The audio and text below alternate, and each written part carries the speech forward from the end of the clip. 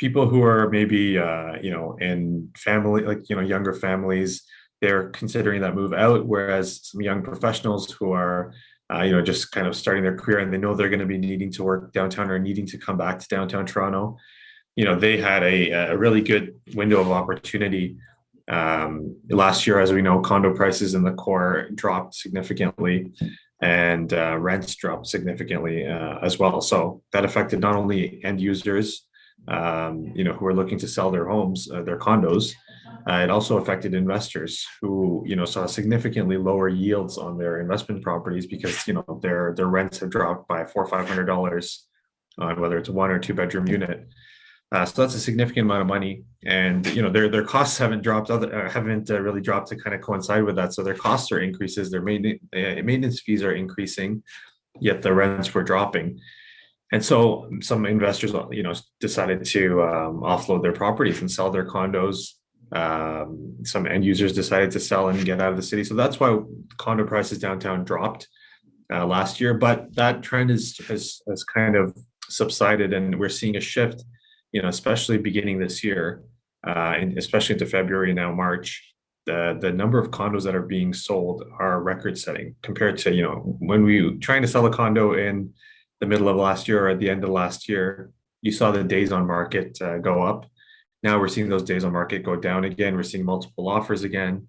There's way more interest in the condo market in the last month or two, and many people kind of may have. There's still I would say an opportunity to get back into the market at prices that are very, very good, relatively speaking, to where they were at the peak of the condo market. And we're going to get back there because we're seeing a lot of pre-construction condos selling for premium prices, and those projects are selling very quickly.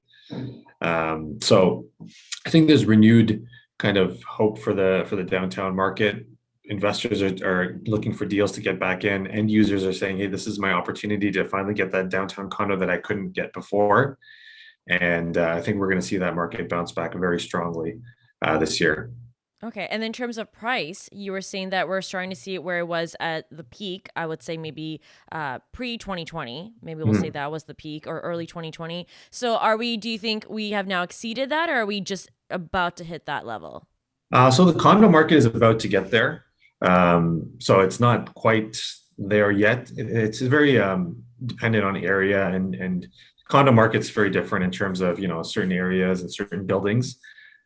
Some will appreciate faster than others, and so that's something you have to kind of take into consideration. But on a whole, it's definitely where we're approaching getting near those peak levels, and we may eclipse those by the end of the year. Okay, so if somebody is like, I really want to get into the condo market, maybe they're an investor, this is the period to do that Yeah. because prices are Oh, for still sure. below what they were going for, Yeah. but that window is slowly getting smaller and smaller, right? Absolutely. Okay. Yeah. I So, mean, I'll give you an example. We had a listing that we sold 2 weeks ago. It was a very affordable kind of, condo downtown, right in the core downtown in the Bay and Wellesley area.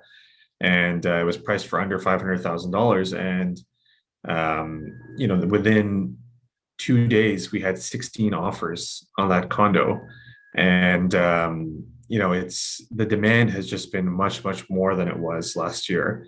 And out of those 16 offers, about 10 of them had not even seen the property. So they were willing to offer on it sight unseen in terms of not booking a physical viewing and just buying it strictly off of the virtual tours and the 3D walkthroughs and the pictures, and the information and the floor plans and everything. So there's certainly an appetite for condos again now. And like you said, if someone's thinking about getting into the condo market sooner rather than later, would be a good idea. As we're expecting that those prices are expected to come back strong this year.